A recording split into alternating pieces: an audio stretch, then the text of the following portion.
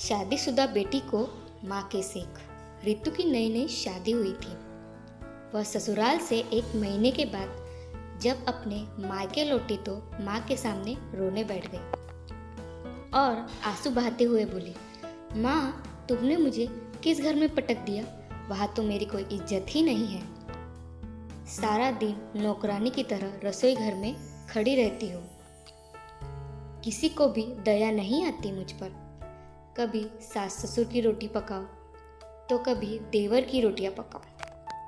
फिर एक ननद है, वो कॉलेज से लौटे तो उसके लिए रोटियां पकाओ। और तो और माँ, आए दिन सासू माँ के रिश्तेदार आते ही रहते हैं। उन सबके लिए भी मुझे ही चाय नाश्ता खाना वगैरह तैयार करना होता है। रोज गंदे कपड़ों के ढेर इकट्ठे हो जाते हैं। आराम ही नहीं मिलता। जिंदगी नर्क सी बन गई है। ननद को बिस्तर पर बैठे बैठे ही सब कुछ चाहिए।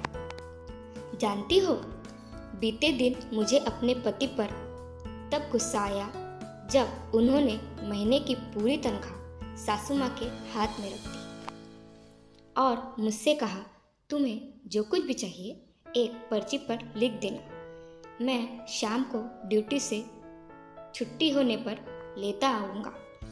रितु की बातों को ध्यान से सुनकर माँ ने थोड़ा सोचकर कहा, तो तुम चाहती क्या हो? मुझे उन सबके साथ नहीं रहना, बस मैं और मेरे पति हम दोनों अलग अपनी गृहस्थी बसा ले। कुछ ऐसा उपाय बताओ माँ। बेटा, तुम्हारे पास 2 ही रास्ते हैं।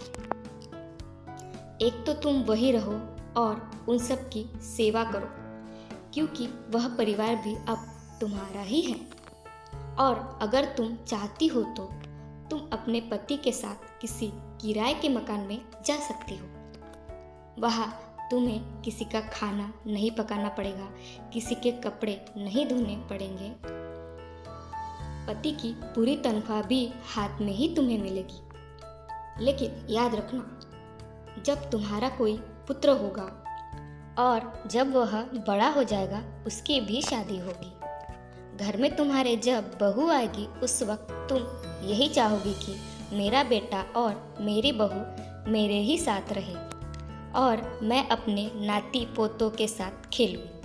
प्यास लगने पर मेरे नाती पोते दौड़कर मेरे पास एक गिलास पानी ले आएंगे। कोई ऐनक ढूंढकर मेरे हाथ में थमा देगा, कहेगा, दादी जी खाना बन चुका है, थाली लग गई है, आओ हम सब मिलकर खाना खाएंगे। माँ आगे बोलना जारी रखा, जिन कामों को तुम दुख बता रही हो, एक एक करके गिना रही हो, दरअसल यही जीवन के महत्वपूर्ण क्षण है।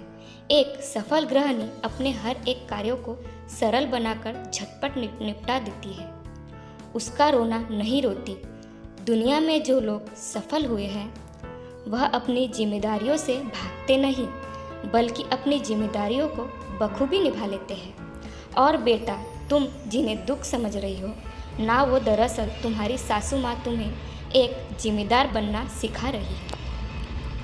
वो आने वाले समय के लिए, आने वाली अनेक परेशानियों से निपटने के लिए लड़ना सिखा रही है।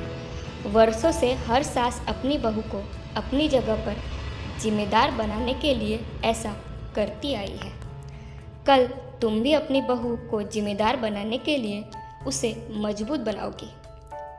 बेटा, घर के बुजुर्ग कब तक है कब तक नहीं, यह कोई नहीं जानता।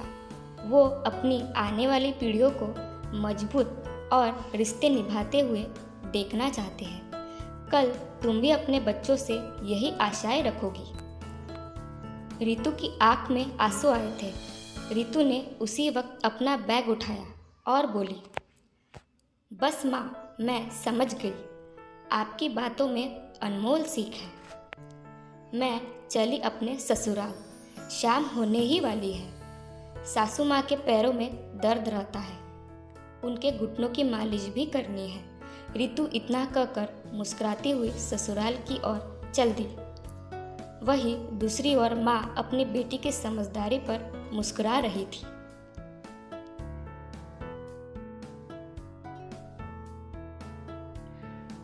दोस्तों, यह स्टोरी आपको कैसी लगी यह कमेंट्स में ज़रूर बताएं और चैनल को लाइक और सब्सक्राइब करना ना भूलें।